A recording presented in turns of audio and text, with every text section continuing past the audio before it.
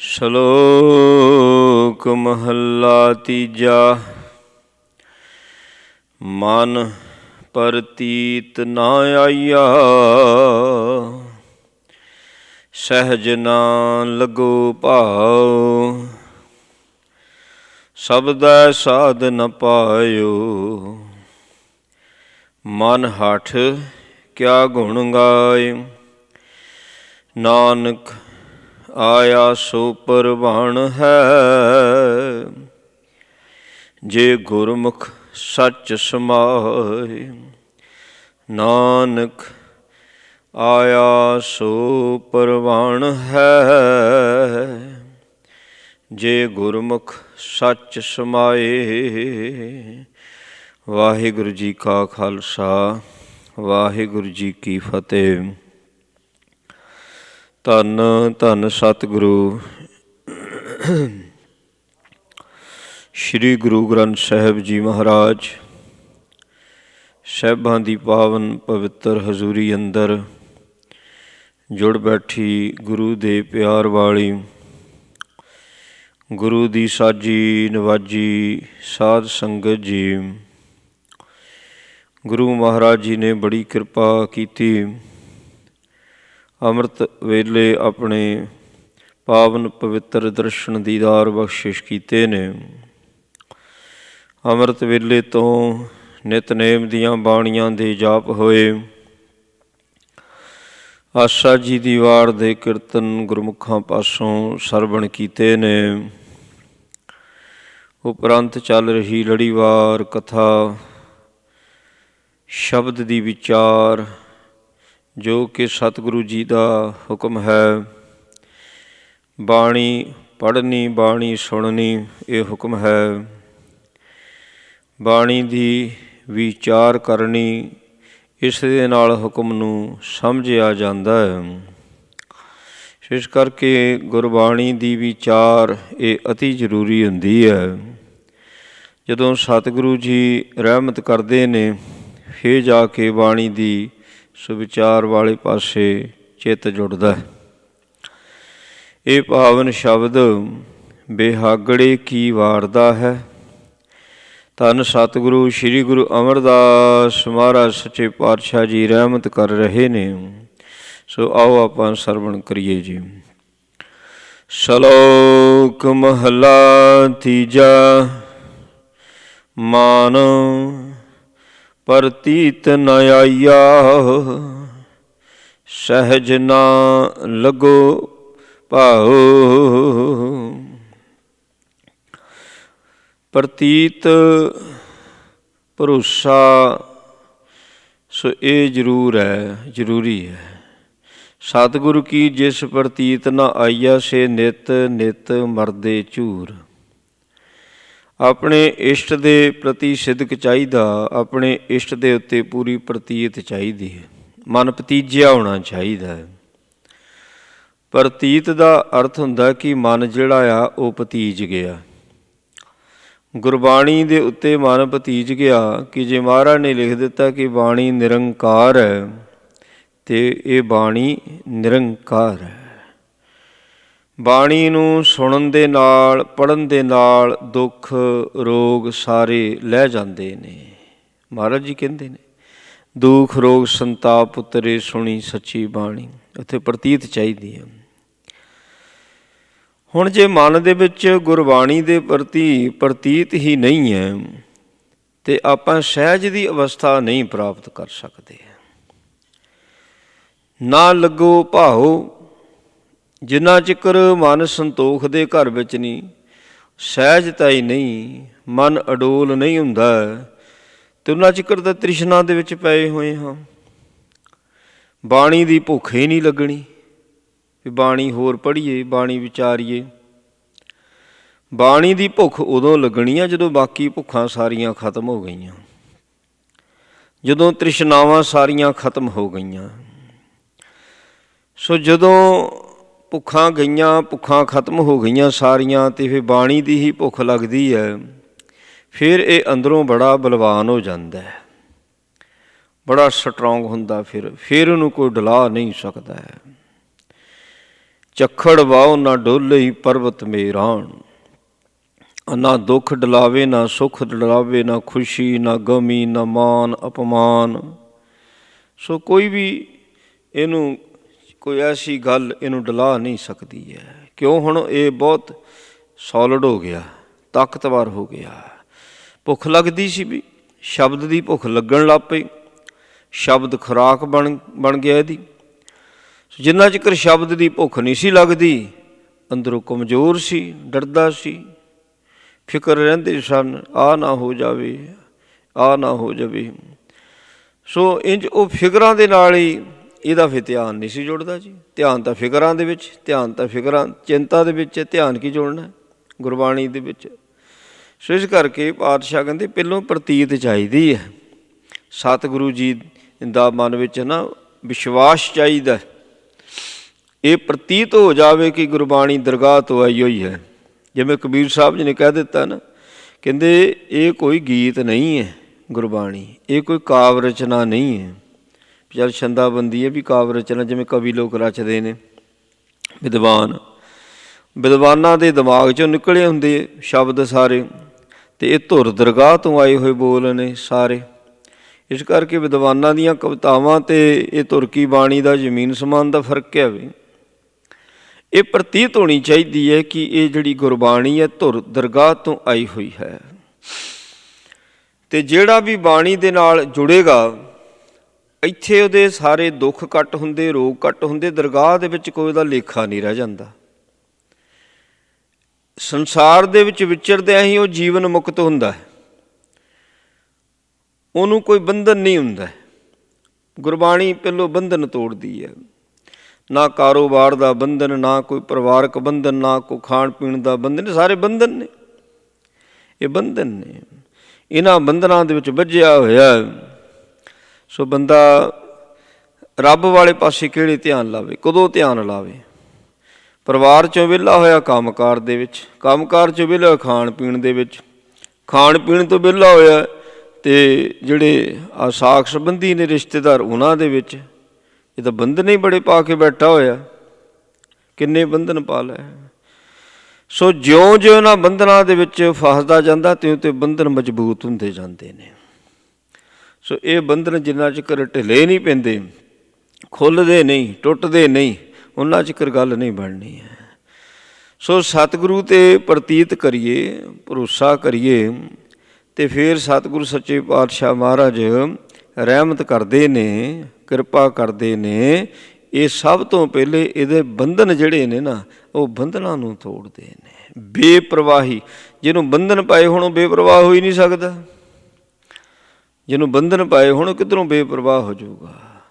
ਸੋ ਜਿਹੜੇ ਬੰਧਨ ਆਪਣੇ ਆਪ ਹੀ, ਆਪਣੇ ਆਪ ਦੇ ਆਪ ਬੰਧਨ ਪਾਏ ਹੋਏ ਨੇ, ਉਹ ਬੰਧਨ ਚਿੰਤਾ ਪੈਦਾ ਕਰ ਦਿੰਦੇ ਨੇ। ਆ ਵੀ ਰਹਿ ਗਿਆ ਕੰਮ, ਆ ਵੀ ਰਹਿ ਗਿਆ, ਇੱਥੇ ਜਾਣਾ ਸੀ, ਉੱਥੇ ਜਾਣਾ ਸੀ।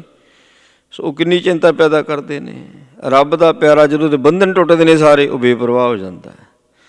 ਸੋ ਉਹਦੇ ਮਨ ਵਿੱਚ ਇਹ ਪ੍ਰਤੀਤ ਆ ਜਾਂਦੀ ਹੈ ਵੀ ਪਰਵਤਗਾਰ ਪਾਲਦਾ, ਪਰਵਤਗਾਰ ਹੀ ਸਾਰੇ ਕੰਮ ਕਾਰ ਕਰਦਾ। ਜਿਹੜਾ ਕਾਰਜ ਨੂੰ ਭਾਉਂਦਾ ਹੋ ਜਾਊ, ਜਿਹੜਾ ਨਹੀਂ ਭਾਊਗਾ ਨਹੀਂ ਹੋਵੇਗਾ। ਉਹ ਆਪਣੀ ਡਿਊਟੀ ਕਰਦਾ, ਫਰਜ਼ ਨਿਭਾਉਂਦਾ ਹੈ, ਪਰ ਕਦੀ ਇਸ ਗੱਲ ਦੇ ਮਗਰ ਨਹੀਂ ਜਾਂਦਾ ਵੀ ਇਹਨੂੰ ਕਰਕੇ ਹਟਣਾ, ਆਹ ਹੋਣਾ ਚਾਹੀਦਾ, ਇਹ ਨਹੀਂ ਸੀ ਹੋਣਾ ਚਾਹੀਦਾ। ਇਹ ਬੰਧਨ ਨੇ ਸਾਰੇ।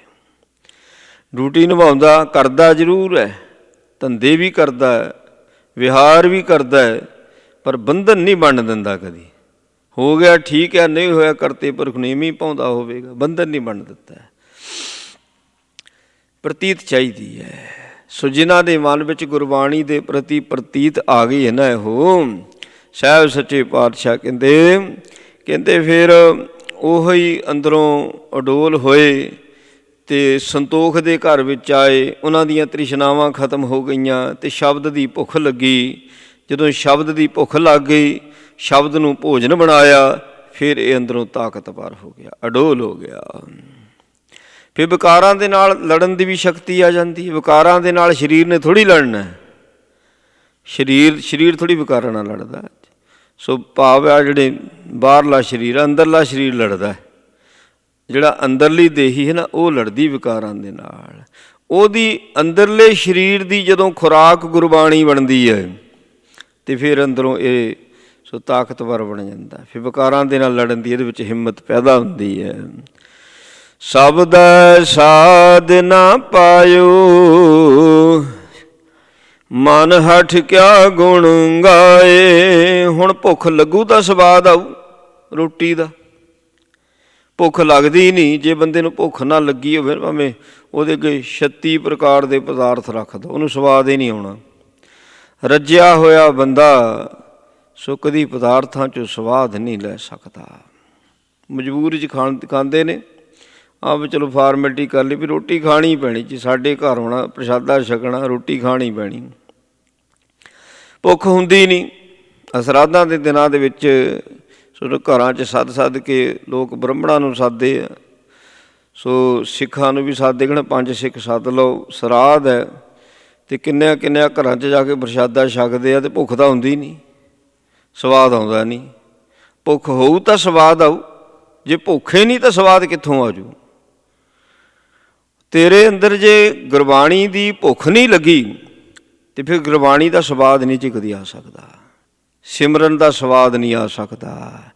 ਭੁੱਖ ਲੱਗਣੀ ਹੈ ਭਾਈ ਜਦੋਂ ਸਾਡੇ ਮਨ ਵਿੱਚ ਸੰਤੋਖ ਪੈਦਾ ਆ ਜਾਣਾ, ਟਿਕਾ ਬਣਾਉਣਾ ਵੀ ਹਾਂ ਬਹਿ ਗਏ ਜਿੱਥੇ ਬਹਿ ਗਏ, ਚਲੋ ਜੋ ਦੇ ਰਿਹਾ ਠੀਕ ਹੈ, ਨਹੀਂ ਦਿੰਦਾ ਤਦ ਵੀ ਠੀਕ ਹੈ। ਗੁਰਬਾਣੀ ਵਾਲੇ ਪਾਸੇ ਧਿਆਨ ਰੱਖਣਾ।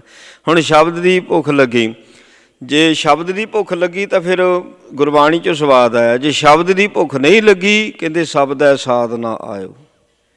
ਹੁਣ ਮਨ ਹੱਠ ਕਰਕੇ ਬਹੁਤ ਪੜ੍ਹਦੇ ਨੇ, ਥੋੜ੍ਹੇ ਪੜ੍ਹਦੇ ਨੇ, ਕਿੰਨੇ ਪਾਠ ਹੋ ਰਹੇ ਨੇ। ਇਹੋ ਹੀ ਸਿੱਖ ਧਰਮ ਦੇ ਵਿੱਚ ਹੈ, ਇਹ ਹਿੰਦੂ ਮੱਤ ਦੇ ਵਿੱਚ ਹੈ, ਇਹ ਮੁਸਲਮਾਨਾਂ ਵਿੱਚ, ਈਸਾਈਆਂ ਵਿੱਚ ਵੀ ਆਹ ਹੀ ਸਿਸਟਮ ਚੱਲਦਾ ਪਿਆ। ਭੁੱਖ ਲੱਗੀ ਨਹੀਂ, ਅੰਦਰੋਂ ਮਨ ਕਰਦਾ ਨਹੀਂ, ਹੱਠ ਕਰਕੇ ਕਰਦੇ ਪਏ। ਸੋ ਆਈਓ ਕੰਮ ਪਹਿਲੇ ਸਮਿਆਂ ਦੇ ਵਿੱਚ ਸੀ, ਜਦੋਂ ਬਾਬੇ ਨਾਨਕ ਦੇ ਆਉਣ ਤੋਂ ਪਹਿਲਾਂ।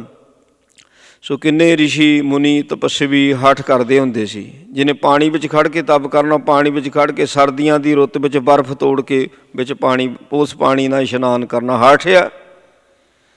ਫਿਰ ਜਦੋਂ ਗਰਮੀਆਂ ਹੋਣੀਆਂ ਤਾਂ ਆਲੇ ਦੁਆਲੇ ਧੂਣੀਆਂ ਤਾਂ ਆ ਕੇ ਤਾਂ ਬੈਠ ਕੇ ਵਿੱਚ ਤਪ ਕਰਨਾ ਹੱਠ ਹੈ। ਰਾਤ ਨੂੰ ਜ਼ਬਰਦਸਤੀ ਜਾਗ ਕੇ ਸੋ ਜਾਪ ਕਰਨਾ ਹੱਠ ਹੈ, ਹੱਠ ਕਰੀ ਜਾਣਾ। ਅਤੇ ਮਹਾਰਾਜ ਨੇ ਫੈਸਲਾ ਦੇ ਦਿੱਤਾ, ਕਹਿੰਦੇ ਮਨ ਹੱਠ ਕੇ ਨੇ ਨਾ ਪਾਇਓ, ਸਭ ਥੱਕੇ ਕਰਮ ਕਮਾਏ। ਸਰੀਰ ਥੱਕਦਾ, ਪਾਇਆ ਕੁਝ ਨਹੀਂ ਜਾਂਦਾ। ਸਰੀਰ ਥੱਕਦਾ, ਪ੍ਰਾਪਤੀ ਕੁਝ ਨਹੀਂ ਹੁੰਦੀ ਹੈ। ਸੋ ਭੁੱਖ ਨਹੀਂ ਲੱਗੀ, ਸਾਹਿਬ ਸੱਚੇ ਪਾਤਸ਼ਾਹ ਕਹਿੰਦੇ, ਅਤੇ ਹੱਠ ਕਰਕੇ ਹੁਣ ਪਾਠ ਕਰਦਾ, ਬੜਾ ਜਾਪ ਕਰਦਾ, ਬੜਾ ਪਾਠ ਕਰਦਾ, ਭੁੱਖ ਨਹੀਂ ਲੱਗੀ। ਜਦੋਂ ਆਪਾਂ ਪਾਠ ਕਰਦੇ ਹਾਂ, ਜਾਪ ਕਰਦੇ ਹਾਂ, ਸਿਮਰਨ ਕਰਦੇ ਹਾਂ, ਅਤੇ ਨਾਲ ਮਹਾਰਾਜ ਸੱਚੇ ਪਾਤਸ਼ਾਹ ਨੂੰ ਬੇਨਤੀ ਵੀ ਕਰਿਆ ਕਰੀਏ। ਹੁਣ ਪਾਠ ਵੀ ਤਾਂ ਉਹੀਓ ਕਰਾਉਂਦਾ, ਜੇ ਜਾਪ ਉਹ ਕਰਵਾ ਸਕਦਾ, ਪਾਠ ਕਰਵਾ ਸਕਦਾ, ਸਿਮਰਨ ਕਰਾ ਸਕਦਾ, ਅਤੇ ਭੁੱਖ ਵੀ ਲਾ ਸਕਦਾ, ਭੁੱਖ ਵੀ ਲਾ ਸਕਦਾ। ਮਹਾਰਾਜ ਪਾਤਸ਼ਾਹ ਕਿਰਪਾ ਕਰਦੇ ਵੀ ਸੱਚੇ ਨਾਮ ਦੀ, ਇਸ ਗੁਰਬਾਣੀ ਦੀ ਭੁੱਖ ਵੀ ਲੱਗੇ। ਭੁੱਖ ਉਦੋਂ ਲੱਗ ਜਾਣੀ ਜਦੋਂ ਬਾਕੀ ਸਾਰੇ ਪਦਾਰਥਾਂ ਵੱਲੋਂ ਇਹਦੀਆਂ ਤ੍ਰਿਸ਼ਨਾਵਾਂ ਖਤਮ ਹੋ ਜਾਣੀਆਂ। ਸੋ ਦੂਜੀਆਂ ਤ੍ਰਿਸ਼ਨਾਵਾਂ ਖਤਮ ਹੋ ਗਈਆਂ ਅਤੇ ਹੁਣ ਸ਼ਬਦ ਦੀ ਹੀ ਭੁੱਖ ਲੱਗਦੀ। ਹੁਣ ਹੋਰ ਪਦਾਰਥ ਨਹੀਂ ਚਾਹੀਦੇ, ਹੋਰ ਪਦਾਰਥ ਨਹੀਂ ਚਾਹੀਦੇ। ਜਦੋਂ ਸੋ ਮਿੱਠੇ ਤੋਂ ਮਨ ਅੱਕ ਜਾਂਦਾ ਹੈ ਨਾ, ਜਿਹੜਾ ਕੰਮ ਰੋਟੀ ਨੇ ਕਰਨਾ ਉਹ ਮਿੱਠੇ ਨੇ ਥੋੜ੍ਹੀ ਕਰਨਾ, ਜਿਹੜਾ ਕੰਮ ਪਾਣੀ ਨੇ ਕਰਨਾ ਉਹ ਜੂਸ ਨੇ ਜਾਂ ਦੁੱਧ ਨੇ ਥੋੜ੍ਹੀ ਕਰ ਦੇਣਾ। ਦੁੱਧ ਪੀ ਕੇ ਅੱਕ ਗਿਆ, ਜੂਸ ਪੀ ਕੇ ਅੱਕ ਗਿਆ, ਜਾਂ ਡਾਕਟਰਾਂ ਨੇ ਮਨਾ ਕਰ ਦਿੱਤਾ। ਠੀਕ ਕਹਿੰਦਾ ਜੋ ਆਨੰਦ ਪਾਣੀ ਦੇ ਵਿੱਚ ਆ, ਦੁੱਧ ਦੇ ਵਿੱਚ ਅਤੇ ਜੂਸ ਵਿੱਚ ਨਹੀਂ। ਅਤੇ ਜੋ ਭੁੱਖ ਰੋਟੀ ਦੂਰ ਕਰਦੀ ਹੈ ਨਾ, ਅਤੇ ਉਹ ਮਠਿਆਈਆਂ ਨਹੀਂ ਦੂਰ ਕਰ ਸਕਦੀ, ਉਹਨਾਂ ਤੋਂ ਬਿਮਾਰੀਆਂ ਪੈਦਾ ਹੁੰਦੀਆਂ। ਪਤਾ ਲੱਗ ਗਿਆ ਇਸ ਗੱਲ ਦਾ। ਅਤੇ ਹੁਣ ਮਨ ਨਹੀਂ ਭਟਕਦਾ, ਹੁਣ ਪਦਾਰਥਾਂ ਵੱਲ ਮਨ ਨਹੀਂ ਭਟਕਦਾ। ਹੁਣ ਬਸ ਰੁੱਖੀ ਸੁੱਖੀ ਖਾਏ ਕੇ ਠੰਡਾ ਪਾਣੀ ਪੀਓ। ਹੁਣ ਇੱਥੇ ਮਨ ਟਿਕ ਗਿਆ। ਭੁੱਖ ਲੱਗਦੀ, ਫਿਰ ਰੋਟੀ ਦੀ ਭੁੱਖ ਲੱਗਦੀ ਹੈ, ਪਾਣੀ ਦੀ ਪਿਆਸ ਲੱਗਦੀ ਹੈ, ਫਿਰ ਸਰੀਰ ਵੀ ਠੀਕ ਰਹਿੰਦਾ, ਸਰੀਰ ਕਮਜ਼ੋਰ ਨਹੀਂ ਪੈਂਦਾ। ਸੋ ਠੀਕ ਇਸੇ ਤਰ੍ਹਾਂ ਜਦੋਂ ਸੋ ਦੁਨਿਆਵੀ ਪਦਾਰਥਾਂ ਵਾਲੇ ਪਾਸੇ ਤੋਂ ਇਹ ਸੰਤੋਖ ਦੇ ਘਰ ਵਿੱਚ ਆ ਜਾਂਦਾ, ਇਹਦੀਆਂ ਲੋੜਾਂ ਘਟ ਜਾਂਦੀਆਂ, ਇਹਦੀਆਂ ਇੱਛਾਵਾਂ ਘਟ ਜਾਂਦੀਆਂ, ਅਤੇ ਫਿਰ ਟਿਕਾ ਬਣਦਾ, ਅਤੇ ਕੇਵਲ ਨਾਮ ਦੀ ਭੁੱਖ ਲੱਗਦੀ ਹੈ, ਫਿਰ ਬਾਣੀ ਦੀ ਭੁੱਖ ਲੱਗਦੀ ਹੈ। ਸਾਹਿਬ ਸੱਚੇ ਪਾਤਸ਼ਾਹ ਕਹਿੰਦੇ ਫਿਰ ਉਹ ਸ਼ਬਦ ਦਾ ਸਵਾਦ ਆਉਂਦਾ ਹੈ। ਅਤੇ ਪਹਿਲੋਂ ਹੱਠ ਕਰਕੇ ਪੜ੍ਹਦੇ ਸੀ ਅਤੇ ਸਵਾਦ ਨਹੀਂ ਸੀ ਆਉਂਦਾ। ਨਿਤਨੇਮ 'ਚੋਂ ਸਵਾਦ ਨਾ ਆਉਣਾ, ਅਤੇ ਸੁਖਮਨੀ ਸਾਹਿਬ ਕਰ ਲੈਣਾ, 5 ਕਰ ਲੈਣੇ, ਸਵਾਦ ਆਉਣਾ ਨਾ। ਸੁਖਮਨੀ ਸਾਹਿਬ ਕਰਨੇ, 5-5 ਵੀ ਕਰਦੇ ਨੇ, ਸਵਾਦ ਨਹੀਂ ਆ ਰਿਹਾ। ਪਾਠ ਤਾਂ ਜਿੰਨਾ ਵੱਧ ਤੋਂ ਵੱਧ ਹੋ ਜਾਵੇ ਚੰਗਾ, ਪਰ ਸਵਾਦ ਵੀ ਆਵੇ ਨਾ, ਰਸ ਵੀ ਬਣੇ। ਸੋ ਰਸ ਅੰਦਰਲੇ ਨੇ ਪੈਦਾ ਕਰਨਾ, ਜਿਹੜਾ ਸਾਡਾ ਅੰਦਰਲਾ ਸਿਸਟਮ ਉਹ ਰਸ ਉਹ ਪੈਦਾ ਕਰਦਾ। ਭੁੱਖ ਤਾਂ ਅੰਦਰੋਂ ਲੱਗਦੀ ਹੈ ਨਾ, ਬਾਹਰੋਂ ਤਾਂ ਹੱਠ ਕਰਕੇ ਪੜ੍ਹ ਲਵਾਂਗੇ ਵੱਧ ਤੋਂ ਵੱਧ ਬਾਣੀ। ਜੇ ਨਹੀਂ ਭੁੱਖ ਲੱਗਦੀ ਗੁਰੂ ਨੂੰ ਬੇਨਤੀ ਕਰੀ ਜਾਣੀ। ਅਤੇ ਗੁਰੂ ਫਿਰ ਜੇ ਬਾਣੀ ਪੜ੍ਹਾ ਸਕਦਾ ਤਾਂ ਭੁੱਖ ਵੀ ਲਾ ਸਕਦਾ, ਉਹਦੇ ਹੱਥ ਵਿੱਚ ਹੈ। ਹਮਰੇ ਵਸ ਕਿਛ ਨਾਹੀਂ, ਸਾਡੇ ਵੱਸ ਵਿੱਚ ਕੁਝ ਹੈਗਾ, ਸਾਡੇ ਵੱਸ ਵਿੱਚ ਕੁਝ ਨਹੀਂ ਹੈ। ਸੋ ਅਸੀਂ ਇੰਨਾ ਹੀ ਤਸੱਲੀ ਵਿੱਚ ਹੋ ਗਿਆ ਵੀ ਠੀਕ ਹੈ ਪਾਠ ਹੋ ਗਿਆ, ਭਾਵੇਂ ਹੱਠ ਕਰਕੇ ਕੀਤਾ। ਉਹ ਤਸੱਲੀ ਨਹੀਂ ਚਾਹੀਦੀ, ਇਸ ਵੇਲੇ ਚਿੰਤਾ ਚਾਹੀਦੀ। ਪਾਠ ਹੋ ਗਿਆ ਉਹ ਤਾਂ ਠੀਕ ਹੈ, ਪਾਠ ਕਰ ਲਿਆ ਚੰਗੀ ਗੱਲ ਹੈ। ਉਹ ਚਿੰਤਾ ਕਿਉਂ ਨਹੀਂ ਪੈਦਾ ਹੋਈ ਵੀ ਮਨ ਨਹੀਂ ਲੱਗਾ, ਸਵਾਦ ਨਹੀਂ ਆਇਆ। ਸੋ ਜਿਹੜੀ ਸਾਡੀ ਚਿੰਤਾ ਨਾ ਬੜੇ ਬੜੇ ਕੰਮ ਕਰਵਾਉਂਦੀ ਹੈ। ਫਿਰ ਚਿੰਤਾ ਜਦੋਂ ਪਾੜ ਲਈਏ ਨਾ, ਜਿਸ ਗੱਲ ਦੀ ਚਿੰਤਾ ਕਰਾਂਗੇ ਤਾਂ ਫਿਰ ਉਸੇ ਕੰਮ ਨੂੰ ਕਰਾਂਗੇ ਨਾ।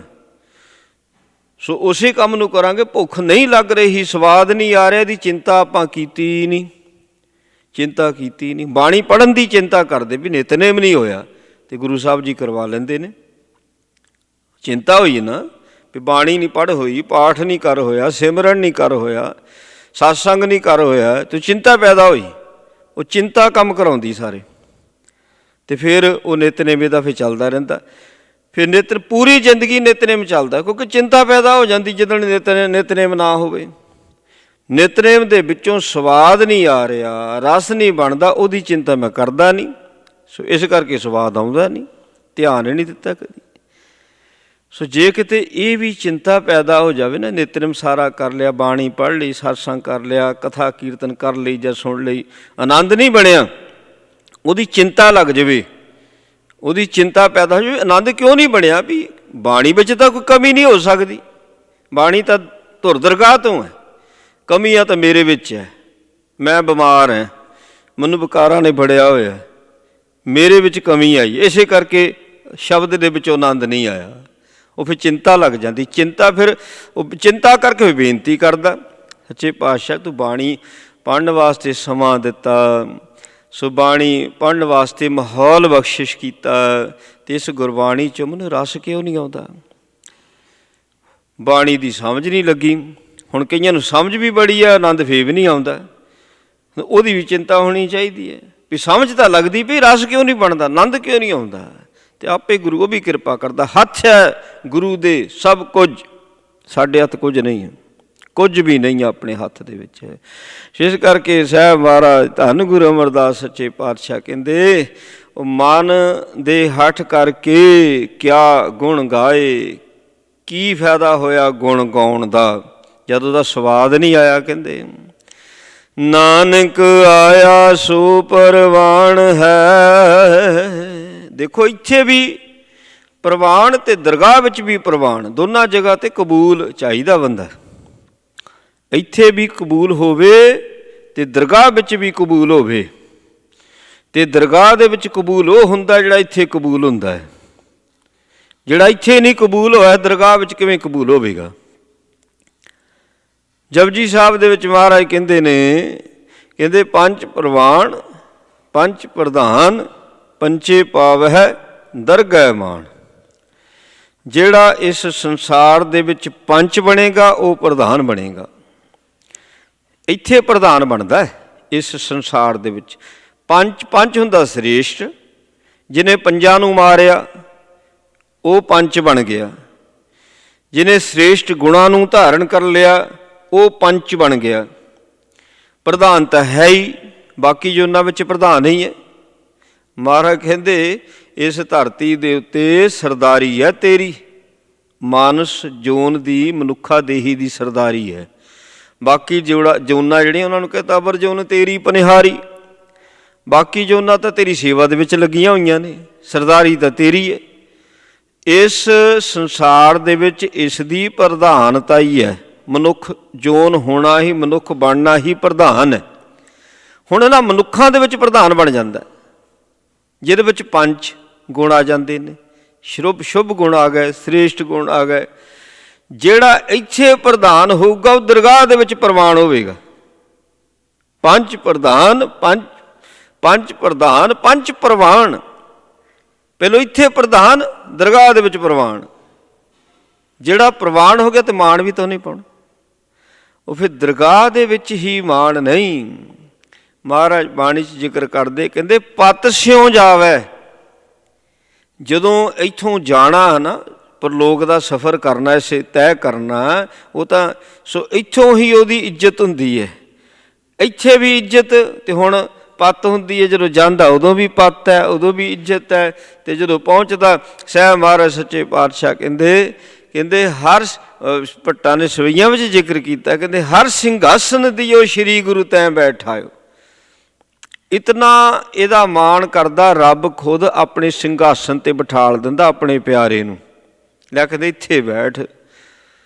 ਹੁਣ ਜੇ ਨਹੀਂ ਇੱਥੇ ਜਪ ਤਪ ਕੀਤਾ, ਨਹੀਂ ਬੰਦਗੀ ਕੀਤੀ, ਨਹੀਂ ਇੱਥੇ ਪ੍ਰਧਾਨ ਬਣਿਆ, ਨਹੀਂ ਇੱਥੇ ਪੰਚ ਬਣਿਆ, ਤੇ ਫਿਰ ਕੀ ਹੈ? ਮਹਾਰਾਜ ਨੇ ਉਹ ਵੀ ਗੱਲਾਂ ਲਿਖੀਆਂ ਨੇ, ਕਹਿੰਦੇ ਵੱਡਾ ਹੋਆ ਦਿਨੀਦਾਰ ਗਲ ਸੰਗਲ ਘੱਤ ਚਲਾਈਏ। ਇੱਥੇ ਚਾਹੇ ਬੜਾ ਵੱਡਾ ਪਰਿਵਾਰ ਵਾਲਾ ਹੋ ਗਿਆ, ਚੰਗਾ ਨਾਮ ਰਖਾਈ ਕਹਿ ਜਸ ਕੀਰਤ ਜਗ ਲੇ, ਨਾਮ ਵੀ ਚੰਗਾ ਰਖਵਾ ਲਿਆ, ਅਤੇ ਮਾਇਆ ਦੇ ਜ਼ੋਰ ਦੇ ਉੱਤੇ ਕੰਮ ਵੀ ਐਸੇ ਕੀਤੇ, ਲੋਕਾਂ ਨੇ ਵਾਹ ਵਾਹ ਵਾਹ ਕੀਤੀ, ਤਾਂ ਵੀ ਬੜਾ ਵਧੀਆ ਕੰਮ ਕੀਤਾ, ਕਹਿਣਾ ਬੜੇ ਪਰਉਪਕਾਰ ਕਰਦਾ, ਬੜਾ ਦਾਨ ਦਿੱਤਾ, ਬੜਾ ਦਿਆਲੂ ਸੁਭਾਅ, ਬੜੀ ਵਾਹ ਵਾਹ ਖੱਟ ਲਈ। ਚੰਗਾ ਨਾਮ ਰਖਾਈ ਕਹਿ ਜਸ ਕੀਰਤ ਜਗ ਲੇ, ਪਰ ਜੇ ਤਿਸ ਨਦਰ ਨਾ ਆਵੇ ਤਾਂ ਬਾਤ ਨਾ ਪੁੱਛਿਆ ਕਿ ਬੰਦਗੀ ਤੋਂ ਬਿਨਾ, ਸਿਮਰਨ ਭਜਨ ਤੋਂ ਬਿਨਾ। ਸੋ ਇਹਦਾ ਕੀਤਾ ਹੋਇਆ ਸ਼ੁਭ ਕਰਮ, ਦਿੱਤਾ ਹੋਇਆ ਦਾਨ, ਉਹ ਵੀ ਕਿਸੇ ਲੇਖੇ ਨਹੀਂ। ਮਹਾਰਾਜ ਕਹਿੰਦੇ ਤੂੰ ਪੂਜਾ ਕਰਦਾ ਨਾ, ਤੇਰੀ ਪੂਜਾ ਵੀ ਕਿਸੇ ਲੇਖੇ ਨਹੀਂ ਜੇ ਬੰਦਗੀ ਨਹੀਂ ਹੈ। ਪੂਜਾ ਕੀਚੈ ਨਾਮ ਧਿਆਈਐ, ਬਿਨ ਨਾਵੇ ਪੂਜ ਨਾ ਹੋਏ। ਤੇਰੀ ਸੇਵਾ ਕੀਤੇ ਵੀ ਕਿਤੇ ਲੇਖੇ ਨਹੀਂ ਜੇ ਤੇਰੇ ਅੰਦਰ ਬੰਦਗੀ ਨਹੀਂ ਹੈ। ਜੇ ਤੂੰ ਨਾਮ ਨਹੀਂ ਜਪਦਾ, ਬੰਦਗੀ ਨਹੀਂ ਕਰਦਾ, ਤੇ ਸੇਵਾ ਕੀਤੀ ਵੀ ਕਿਤੇ ਲੇਖੇ ਨਹੀਂ ਹੈ। ਸਾ ਸੇਵਾ ਕੀਤੀ ਪ੍ਰਵਾਨ, ਉਹ ਪ੍ਰਵਾਨ ਸਤਿਗੁਰੂ ਕਾ ਮਨ ਮੰਨੇ। ਸਤਿਗੁਰੂ ਕਾ ਮਨ ਮੰਨਿਆ ਤਾਂ ਪਾਪ ਕਸੰਮਲ ਭੰਨੇ। ਹੁਣ ਪਾਪ ਭੱਜਣਗੇ ਤਦੇ ਦਰਗਾਹ ਦੇ ਵਿੱਚ ਮਾਣ ਪਾਵਾਂਗੇ। ਜੇ ਸਿਰ ਦੇ ਉੱਤੇ ਪਾਪਾਂ ਦਾ ਬੋਝ ਹੈ, ਲੇਖਿਆਂ ਦੀ ਪੰਡ ਭਾਰੀ ਹੈ ਸਾਡੀ, ਤੇ ਕਿਵੇਂ ਮਾਣ ਪਾ ਸਕਦੇ ਆ? ਉਹ ਜਮਾਂ ਨੇ ਨਹੀਂ ਸਾਡੀ ਵਾਹ ਪੇਸ਼ ਜਾਣ ਦੇਣੀ। ਪਤ ਸਿਉ ਜਾਵੈ, ਇੱਥੇ ਵੀ ਇੱਜ਼ਤ, ਜਦੋਂ ਜਾਣਾ ਉਦੋਂ ਵੀ ਇੱਜ਼ਤ, ਤੇ ਜਿੱਥੇ ਜਾਣਾ ਉੱਥੇ ਵੀ ਮਾਣ। ਉਹ ਸੱਚਿਆਂ ਦੀ ਸਭਾ ਦੇ ਵਿੱਚ ਜਿੱਥੋਂ ਆਏ ਸੀ, ਪਹਿਲਪੁਰੀਏ ਪੁੰਡਰਕ ਵਨਾ, ਉਹ ਚਿੱਟੇ ਕਮਲ ਫੁੱਲਾਂ ਦੀ ਬਗੀਚੀ, ਚਿੱਟਾ ਬਣ ਕੇ ਹੀ ਉੱਥੇ ਪ੍ਰਵਾਨ ਹੁੰਦਾ ਜੀ। ਉੱਦਾਂ ਦਾ ਬਣਨਾ ਪੈਣਾ ਜਿੱਦਾਂ ਦੇ ਉੱਥੇ ਬੈਠੇ ਹੋਏ ਨੇ, ਜਿੱਦਾਂ ਦੇ ਉੱਥੇ ਹਨ ਸੰਤ ਜਨ, ਉੱਦਾਂ ਦਾ ਇੱਥੇ ਬਣਨਾ ਪੈਣਾ, ਫੇਰ ਪ੍ਰਵਾਨ, ਫੇਰ ਜਾ ਕੇ ਕਬੂਲ ਪੈਂਦਾ। ਜਿਸ ਕਰਕੇ ਸਾਹਿਬ ਸੱਚੇ ਪਾਤਸ਼ਾਹ ਕਹਿੰਦੇ ਆਇਆ ਸੋ ਪ੍ਰਵਾਨ। ਉਹਦਾ ਆਇਆ ਪ੍ਰਵਾਨ ਹੈ ਜੇ ਗੁਰਮੁਖ ਸੱਚ ਸਮਾਏ। ਗੁਰਮੁਖ, ਸਤਿਗੁਰੂ ਜੀ ਦੇ ਮੁਖ ਦੇ ਉੱਤੋਂ ਨਿਕਲਿਆ ਹੋਇਆ ਇਹ ਸੱਤ ਦਾ ਗਿਆਨ, ਗੁਰਮੁਖ। ਸੋ ਗੁਰ ਭਾਵ ਇਹ ਜਿਹੜਾ ਸੱਤ ਦਾ ਗਿਆਨ, ਜਿਹੜਾ ਮਤਲਬ ਸਤਿਗੁਰ ਪ੍ਰਸਾਦ, ਬੀਜ ਮੰਤਰ ਹੈ ਆਪਣਾ, ਇੱਕ ਓਂਕਾਰ ਸਤਿਗੁਰ ਪ੍ਰਸਾਦ। ਉਹ ਸੱਤ ਦਾ ਗਿਆਨ, ਸੱਤ ਦਾ ਗਿਆਨ। ਸੱਤ ਹੈ ਕੀ? ਸੱਤ ਦੀ ਸੋਝੀ ਤਾਂ ਸਤਿਗੁਰੂ ਕਰਾਉਂਦੇ ਨਾ, ਵੀ ਸੱਤ ਦੀ ਸੋਝੀ। ਸਤਿਪੁਰਖ ਜਿਨ ਜਾਣਿਆ ਸਤਿਗੁਰੂ ਤਿਸ ਕਾ ਨਾਉ। ਸਤਿਗੁਰੂ ਨੇ ਸੋਝੀ ਕਰਾਈ ਵੀ ਸੱਤ ਹੈ ਕੀ ਹੈ। ਸੋ ਇਹ ਸਾਰੀ ਗੁਰਬਾਣੀ ਸਾਨੂੰ ਸੱਤ ਦਾ ਗਿਆਨ ਕਰਾਉਂਦੀ ਹੈ। ਸੋ ਇਸ ਕਰਕੇ ਗੁਰਮੁਖ ਜਦੋਂ ਸੱਤ ਦਾ ਗਿਆਨ ਸਤਿਪੁਰਖਾਂ ਪਾਸੋਂ ਪ੍ਰਾਪਤ ਕੀਤਾ ਹੈ, ਮਹਾਰਾਜ ਕਹਿੰਦੇ ਫੇਰ ਜਾ ਕੇ ਉਹ ਸੱਚ ਦੇ ਵਿੱਚ ਸਮਾਉਂਦਾ ਹੈ। ਨਹੀਂ ਤਾਂ ਸੱਚ ਵਿੱਚ ਐਵੇਂ ਨਹੀਂ ਸਮਾਇਆ ਜਾਂਦਾ। ਸੱਚ ਦੇ ਵਿੱਚ ਝੂਠਾ ਨਹੀਂ ਕਦੀ ਸਮਾ ਸਕਦਾ। ਝੂਠਾ ਕੀ ਹੈ? ਸੰਸਾਰ।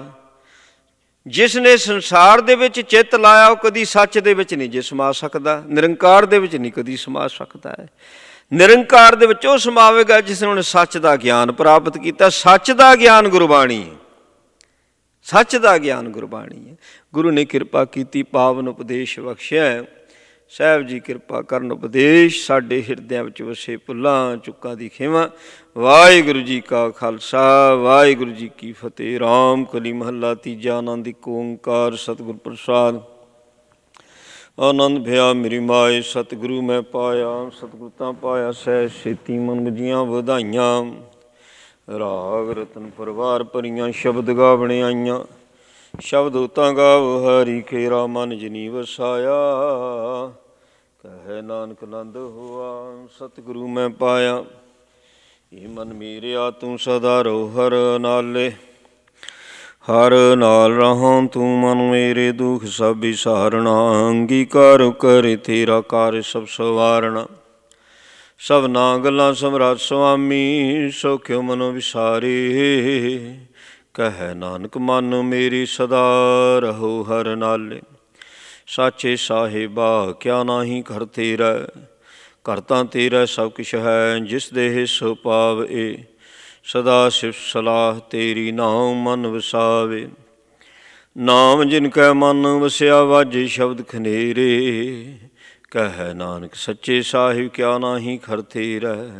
ਸਾਚਾ ਨਾਮ ਮੇਰਾ ਆਧਾਰ, ਸਾਚ ਨਾਮ ਆਧਾਰ ਮੇਰਾ। ਜਿਨ ਭੁੱਖਾਂ ਸਭ ਗਵਾਈਆਂ, ਕਰ ਸ਼ਾਂਤ ਸੁਖ ਮਨ ਆਏ ਵਸਿਆ। ਜਿਨ ਇੱਛਾ ਸਭ ਪੁਜਾਈਆਂ, ਸਦਾ ਕੁਰਬਾਨ ਕੀਤਾ ਗੁਰ ਵਿਟੋਂ। ਜਿਸ ਦੀਆਂ ਵਡਿਆਈਆਂ, ਕਹੈ ਨਾਨਕ ਸੁਣੋ ਸੰਤੋ ਸ਼ਬਦ ਤਰੋ ਫਿਆਰੋ।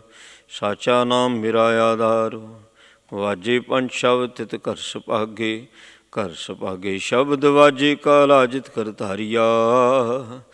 ਪੰਚ ਦੂਤ ਦਵਾਸ ਕੀਤੇ, ਕਾਲ ਕੰਟਕ ਮਾਰਿਆ।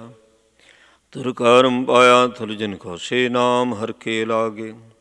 ਕਹੈ ਨਾਨਕ ਤੈ ਸੁਖ ਹੋਆ, ਤਿਤ ਕਰ ਅਨਹਦ ਵਾਜੇ। ਅਨ ਸੁਣੋ ਬੜ ਭਾਗੀ ਹੋ, ਸਗਲ ਮਨੋਰਥ ਪੂਰੇ। ਪਾਰ ਬ੍ਰਹਮ ਪ੍ਰਭ ਪਾਇਆ, ਉਤਰੇ ਸਗਲ ਵਿਸੂਰੇ। ਦੁਖ ਰੋਗ ਸੰਤਾਪ ਉਤਰੇ, ਸੋਹਣੀ ਸੱਚੀ ਬਾਣੀ। ਸੰਤ ਸਾਜਨ ਭੈ ਸਰਸੇ, ਪੂਰੇ ਗੁਰ ਤੇ ਜਾਣੀ।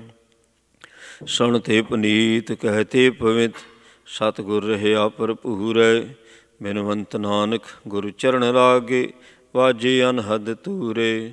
ਸੁਣ ਤੇ ਪੁਨੀਤ ਕਹਿ ਤੇ ਪਵਿੱਤ, ਸਤਿਗੁਰ ਰਹਿਆ ਭਰਪੂਰੇ। ਬਿਨਵੰਤ ਨਾਨਕ ਗੁਰੂ ਚਰਨ ਲਾਗੇ, ਵਾਜੇ ਅਨਹਦ ਤੂਰੇ। ਸਲੋਕ ਪਵਨ ਗੁਰੂ ਪਾਣੀ ਪਿਤਾ, ਮਾਤਾ ਧਰਤ ਮਹਤ।